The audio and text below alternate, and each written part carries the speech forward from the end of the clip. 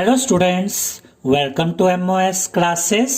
आज हम 7th class English NCERT की बुक हनी कॉम्ब के चैप्टर नंबर 5 क्वालिटी के क्वेश्चंस एंड आंसर्स को डिस्कस करेंगे। तो सबसे पहले हम देखेंगे working with the text page number 78। First question में हमसे कहा गया है what was the author's opinion about mister Gessler as a boot maker. इसका ये मतलब है कि इस स्टोरी का जो ऑथर है, जो लेखक है, वो मिस्टर गैसलर को एक बूट मेकर के तौर पर किस तरह से देखता है, उसका मिस्टर गैसलर के बारे में बूट मेकर के तौर पर क्या ओपिनियन है। तो इसका आंसर है the author had a very high opinion about mister Gessler. इसका ये मतलब है कि जो ऑथर है, जो इस स्टोरी का लेखक है, वो मिस्टर गैसलर के बारे में बहुत अच्छा सोचता है। उसका ओपिनियन मिस्टर गैसलर के बारे में बहुत हाई है। He made the best boots, यानी कि मिस्टर गैसलर बेस्ट बूट्स बनाते थे। He used the best leather and made durable boots, यानी कि मिस्टर गैसलर सबसे बढ़िया चमड़ा इस्तेमाल करते थे और लंबे चलने वाले यानी कि टिकाऊ जूते बनाते थे, टिकाऊ बूट बनाते थे। सेकंड क्वेश्चन में हमसे कहा गया है why did the author visit the shop so infrequently, यानी कि जो ऑथर था, जो लेखक था, वो मिस्टर गैसलर की शॉप पर बहुत कम क्यों जाता था। फ्रीक्वेंटली का मतलब होता है जब आप किसी काम को बार बार करते हैं, और इनफ्रीक्वेंटली का मतलब होता है जब आप किसी काम को कभी कभार ही करते हैं। तो इस क्वेश्चन को हम ऐसे भी कह सकते हैं कि जो ऑथर है, जो लेखक है, वो मिस्टर गैसलर की शॉप पर कभी कभार ही क्यों जाता था। तो इसका आंसर है the author visited the shop so infrequently because the boots made by mister Gessler fitted well and lasting long. इसका ये मतलब है कि जो ऑथर था, जो लेखक था, वो मिस्टर गैसलर की शॉप पर बहुत कम जाता था, कभी कभार ही जाता था, क्योंकि मिस्टर गैसलर जो बूट बनाते थे, उन बूट्स की फिटिंग बहुत अच्छी होती थी और वे बूट्स, वे जूते बहुत लंबे समय तक चलते थे, इसलिए बार बार उनकी दुकान पर जाने की जरूरत नहीं पड़ती थी। थर्ड क्वेश्चन है What was the effect on Mr. Gessler of the author's remark about a certain pair of boots? इस चैप्टर की रीडिंग वीडियो में हमने ये पढ़ा था स्टूडेंट्स कि एक बार ऑथर ने मिस्टर गैसलर से ये कहा था कि पिछली बार मैं आपसे जो बूट्स ले गया था, वे बूट्स चू चू की आवाज कर रहे थे। तो इस बात का मिस्टर गैसलर पर क्या प्रभाव पड़ा। इसका आंसर है the author told mister Gessler that the last boots made by him cracked, यानी कि ऑथर ने मिस्टर गैसलर को बताया था कि पिछली बार जो जूते आपने बनाए थे, वे जूते, वे बूट्स चू चू की आवाज कर रहे थे। He got shocked and promised to repair them or adjust the money in the next bill. इस बात से मिस्टर गैसलर शॉक्ड हो गए थे, उन्हें बहुत दुख लगा था और उन्होंने ऑथर से कहा कि मैं तुम्हारे जूते रिपेयर कर दूंगा, तुम्हारे बूट्स रिपेयर कर दूंगा, और अगर मैं उन्हें रिपेयर ना कर पाया तो मैं उनके पैसों को तुम्हारे अगले बिल में एडजस्ट कर दूंगा, यानी कि तुम्हारे अगले बिल में से मैं पैसे कम कर दूंगा। फोर्थ क्वेश्चन है What was Mr. Gessler's complaint against big firms, यानी के बड़ी दुकानों के खिलाफ मिस्टर गैसलर की क्या कंप्लेंट थी, क्या शिकायत थी। इसका आंसर है mister Gessler's complaint against big firms was that they don't have self respect। इसका ये मतलब है कि मिस्टर गैसलर को बड़ी दुकानों से यह शिकायत थी कि उनमें सेल्फ रिस्पेक्ट नहीं होती, आत्मसम्मान नहीं होता। They get business by advertisement and not by work, और इन बड़ी दुकानों को एडवर्टाइजमेंट की वजह से, यानी कि विज्ञापन की वजह से बिजनेस मिलता है, ना कि उनके अच्छे काम की वजह से। Due to them, the workers like Mr. Gessler getting less work. और इन बड़ी दुकानों की वजह से मिस्टर गैसलर जैसे कारीगरों को कम काम मिल रहा था। क्वेश्चन नंबर 5 है, why did the author order so many pairs of boots? Did he really need them? इसका यह मतलब है कि ऑथर ने बहुत सारे बूट्स का ऑर्डर क्यों दिया, क्या उसे वाकई उनकी जरूरत थी? इसका आंसर है, the author ordered so many pairs of boots only out of sympathy for a talented shoe maker and to help him financially. इसका ये मतलब है कि ऑथर ने यानी कि लेखक ने सहानुभूति की वजह से, हमदर्दी की वजह से एक प्रतिभावान जूते बनाने वाले की मदद करने के लिए इतने सारे बूट्स का ऑर्डर दिया। और ऑथर मिस्टर गैसलर की फाइनेंशियली मदद करना चाहता था, आर्थिक तौर पर मदद करना चाहता था। Although he did not need so many pairs of boots, हालांकि ऑथर को इतने सारे जूतों की, इतने सारे बूट्स की आवश्यकता नहीं थी। अब हम देखेंगे working with language, page number 78।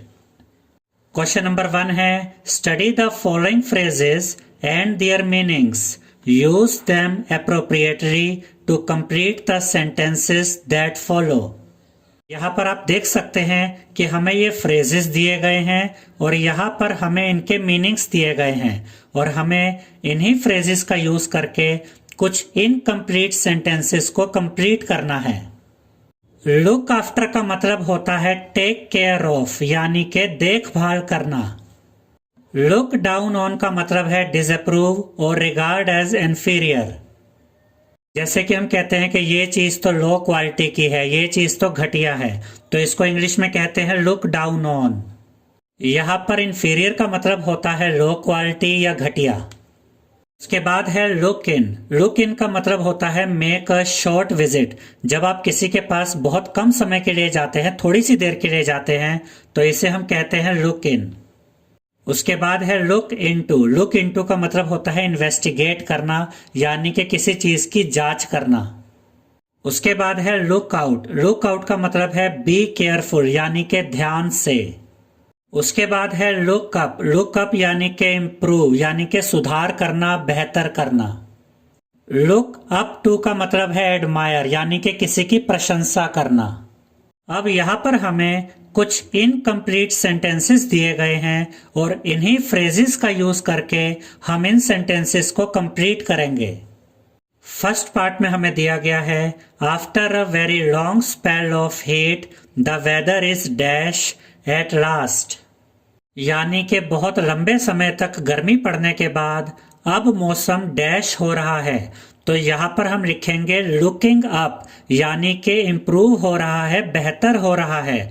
बहुत लंबे समय तक गर्मी पड़ने के बाद अब मौसम बेहतर हो रहा है। तो इसका सही आंसर है लुकिंग अप, यानी कि इम्प्रूव, बेहतर।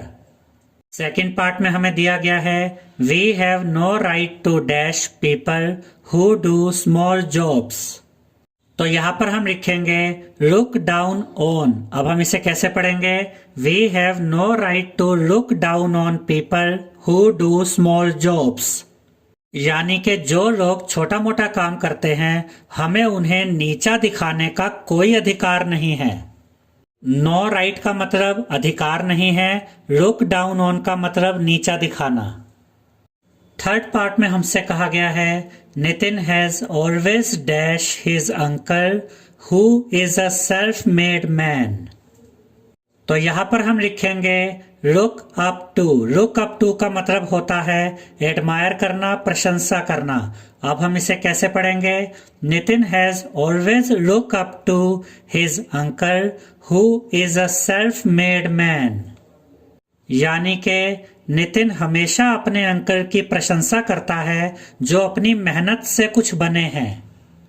फोर्थ पार्ट में हमें दिया गया है, the police are dash the matter thoroughly.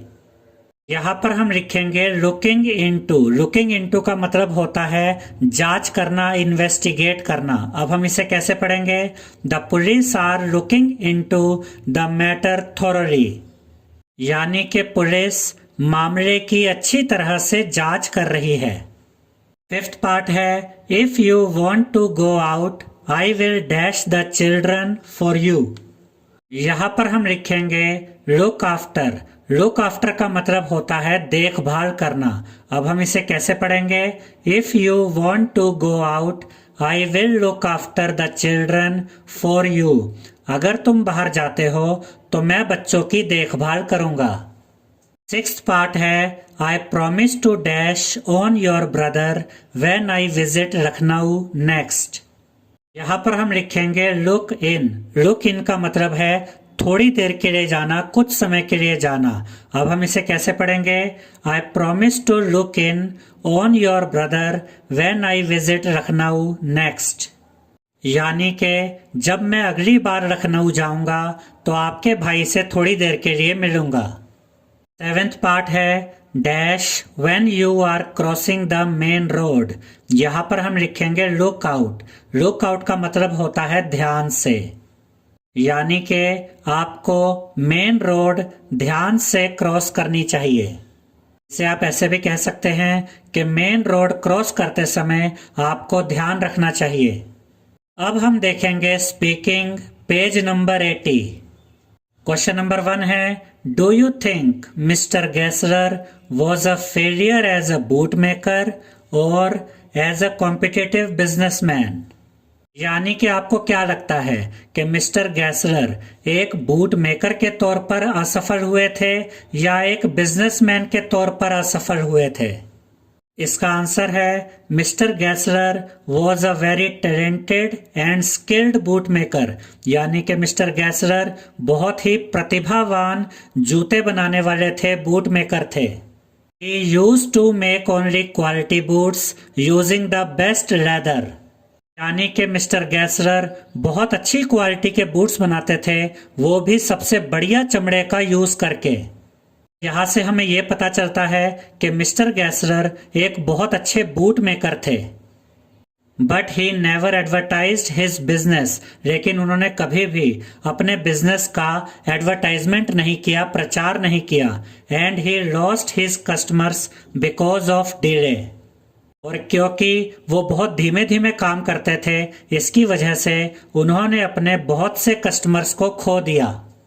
तो इससे हमें यह पता चलता है कि वो एक बिजनेसमैन के तौर पर असफल हो गए थे। He was the best bootmaker but a failure in business। यानी कि मिस्टर गेसलर सबसे अच्छे बूट बनाने वाले थे, लेकिन बिजनेस में यानी कि व्यापार में उन्हें असफलता मिली थी, वो असफल हो गए थे। क्वेश्चन नंबर 2 है what is the significance of the title. यानी कि इस चैप्टर का जो टाइटल है क्वालिटी, उसका क्या महत्व है? To whom or to what does it refer. और ये जो टाइटल है क्वालिटी, ये इस चैप्टर में किसके बारे में बताता है? इसका आंसर है the title of the story quality is apt and significant. यानी कि इस स्टोरी का जो टाइटल है क्वालिटी, ये बिल्कुल सही टाइटल है और ये महत्वपूर्ण है। It indicates mister Gessler's character and personality. और ये जो टाइटल है क्वालिटी, ये मिस्टर गेसलर के चरित्र को दिखाता है कि मिस्टर गेसलर क्वालिटी में यकीन रखते थे, वो अच्छी चीजें बनाते थे, अच्छे बूट बनाते थे। In today's competitive world nobody bothers about quality of the product. लेकिन आज के इस प्रतिस्पर्धा के समय में, यानी कि इस कॉम्पिटिटिव वर्ल्ड में कोई भी क्वालिटी की चिंता नहीं करता, क्वालिटी की फिक्र नहीं करता। Only that things are sold which are advertised and showed off rather than their quality. इसका ये मतलब है कि आज के समय में चीजें अपनी क्वालिटी की वजह से नहीं बिकती, वे चीजें बिकती हैं जिनकी एडवर्टाइजमेंट की जाती है, जिनका दिखावा किया जाता है। आई होप स्टूडेंट्स आपको हमारा ये वीडियो पसंद आया होगा।